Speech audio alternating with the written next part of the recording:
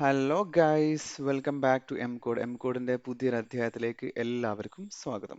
So ഇന്നത്തെ video നമ്മൾ നോക്കാൻ പോകുന്നത് എന്താണ് ഡാറ്റ ടൈപ്പ്.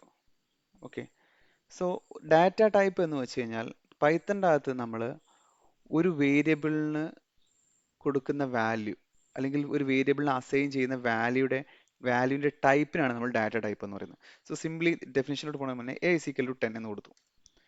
ഓക്കെ, സോ ഇവിടെ എ എന്ന് പറയുന്ന വേരിയബിളിന്റെ വാല്യൂ 10 ആണ്.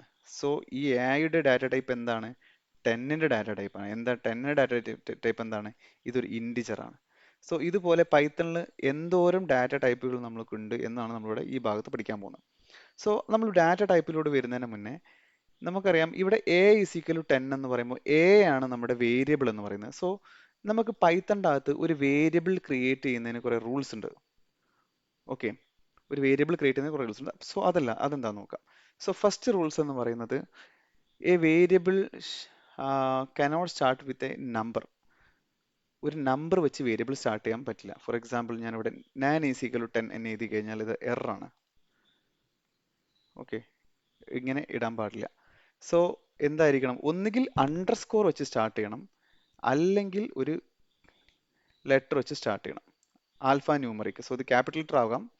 അപ്പം നമ്മൾ ഇങ്ങനെ നോക്കിക്കഴിഞ്ഞാൽ ഇത് വാലിഡ് ആണ്. ഇത് റൺ ചെയ്ത് കഴിഞ്ഞാൽ നമുക്ക് എറർ ഒന്നും കിട്ടത്തില്ല. സോ നമുക്കൊന്നും പ്രിന്റ് ചെയ്യുന്നില്ല, പക്ഷേ ഔട്ട്പുട്ട് ഒന്നും കിട്ടില്ല. പക്ഷേ ഇത് വാലിഡ് ആണ്, ഇത് എക്സിക്യൂട്ടർ ആണ്. Process finished with zero error with exit code zero എന്ന് വെച്ചാൽ എറർ ഇല്ല എന്നർത്ഥം. സോ എന്തൊക്കെയാണ് റൂൾസ് എന്ന് നോക്കാം. സോ ഇതൊക്കെയാണ് അതിന്റെ റൂൾസ് എന്ന് പറയുന്നത്. So start with letter or underscore. ഒന്നുകിൽ ഒരു ലെറ്റർ വെച്ച് സ്റ്റാർട്ട് ചെയ്യണം, അല്ലെങ്കിൽ ഒരു അണ്ടർസ്കോർ വെച്ച് സ്റ്റാർട്ട് ചെയ്യണം. ഓക്കെ, രണ്ടാമത്തേത് പറയുന്നത് കനോട്ട് സ്റ്റാർട്ട് വിത്ത് നമ്പർ. ഞാൻ നേരത്തെ പറഞ്ഞു നമ്പർ വെച്ച് സ്റ്റാർട്ട് ചെയ്യാൻ പറ്റില്ല. പിന്നെ നമുക്ക് യൂസ് ചെയ്യാൻ പറ്റുന്നത് എന്തൊക്കെയാണ്? Alpha numeric or underscore. Alpha alpha numeric എന്ന് വെച്ചാൽ A to capital set, then small letter A to set, then zero to nine, then underscore. ഇത്രയും മാത്രം നമുക്ക് വേരിയബിളിൻ്റെ അകത്ത് യൂസ് ചെയ്യാൻ സാധിക്കുള്ളൂ. പിന്നെ അടുത്തൊരു പോയിന്റ് കേസ് സെൻസിറ്റീവ് ആണ്. സോ കേസ് സെൻസിറ്റീവ് എന്ന് വെച്ച് കഴിഞ്ഞാൽ ഇവിടെ എ ഇസിക്കൽ 10 എന്ന് പറഞ്ഞു കഴിഞ്ഞാൽ ഇനി ഞാൻ പ്രിന്റ് സ്മോൾ ലെറ്റർ എ കൊടുത്തു കഴിഞ്ഞാൽ അത് വർക്ക് ആവില്ല. കാരണം എന്താ? സ്മോൾ ലെറ്റർ എ എന്ന് പറയുന്നത് അത് സ്മോൾ ലെറ്റർ കേസ് സെൻസിറ്റീവ് ആണ്. എന്ന് വെച്ചാൽ ഇത് വേറെയാണ്, ഇത് വേറെയാണ്. സോ ഇത് റൺ ചെയ്ത് നോക്കാം. അപ്പോൾ നമുക്ക് കാണാൻ സാധിക്കുന്നതാണ് ഇവിടെ നമുക്ക് എന്തെങ്കിലും ഒരു എറർ ലഭിക്കുന്നതാണ്. സോ ഇവിടെ നമുക്ക് ഈ എയും വ്യത്യാസമുണ്ട്. സോ ഇതിനെ നമ്മൾ ക്യാപിറ്റൽ എ തന്നെ എന്ന് തന്നെ പറയണം. നമുക്ക് വേണമെങ്കിൽ സ്മോൾ ലെറ്റർ എ ആയിട്ട് ഇവിടെ 20 ഡിഫൈൻ ചെയ്യാം. സോറി, 20 ഡിഫൈൻ ചെയ്യാം. ഇനി നമുക്ക് ഇവിടെ ഒന്ന് ജസ്റ്റ് പ്രിന്റ് ചെയ്ത് നോക്കാം.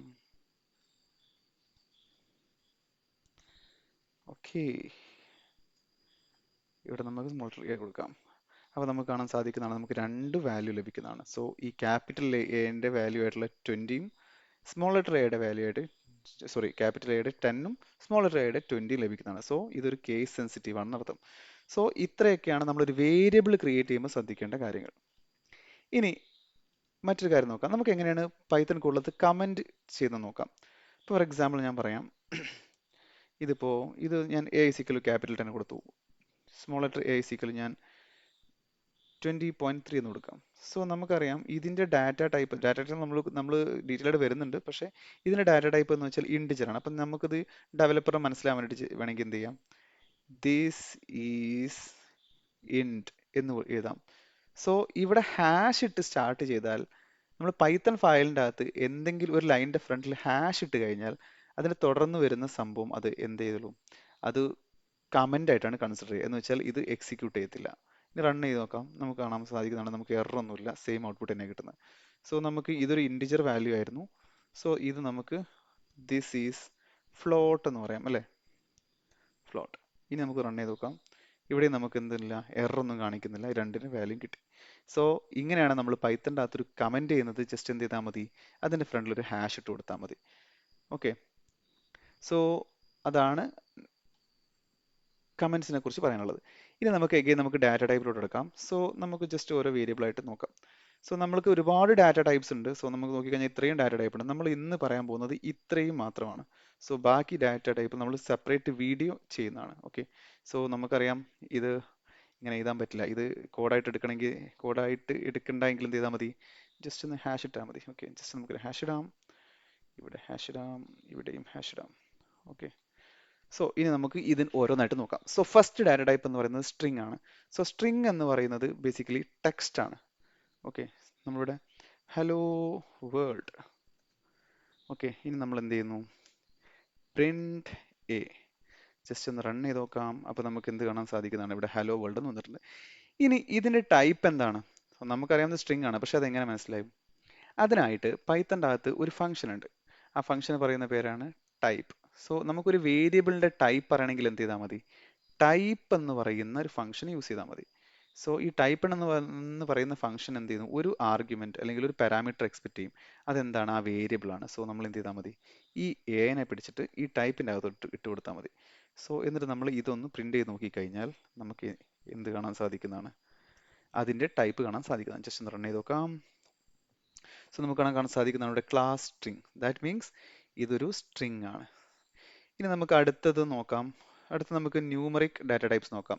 സോ ന്യൂമറിക് ഡാറ്റ ടൈപ്പ് നേരത്തെ പറഞ്ഞ പോലെ തന്നെ 10 എന്ന് പറഞ്ഞു കൊടുത്തു കഴിഞ്ഞാൽ നമുക്ക് എന്ത് കിട്ടും? അതിന് ടൈപ്പ് ഇൻഡിജർ ആണ്. സോ മറ്റൊന്നുള്ളത് നമുക്ക് 10.3 റൺ ചെയ്ത് നോക്കാം. സോ നമുക്കറിയാൻ പറ്റുന്നതാണ് ഇത് ഫ്ലോട്ട്.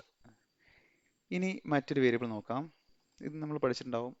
ഫോർ എക്സാമ്പിൾ 10j+3 ഇങ്ങനെ കൊടുത്തു കഴിഞ്ഞാൽ